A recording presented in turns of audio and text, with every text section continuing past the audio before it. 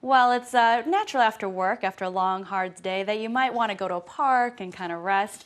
Well, this man brought along a pillow, a portable pillow, and it's this video here from Yoku, which is kind of like YouTube here, of a man using a dog for a pillow. Now this dog looks a little bit uncomfortable. I don't know if he's uncomfortable because the camera's zooming in on him or if he's uncomfortable because his owner's head's too heavy. I don't know, but it's a pretty cute video, a pretty loyal dog there. Definitely.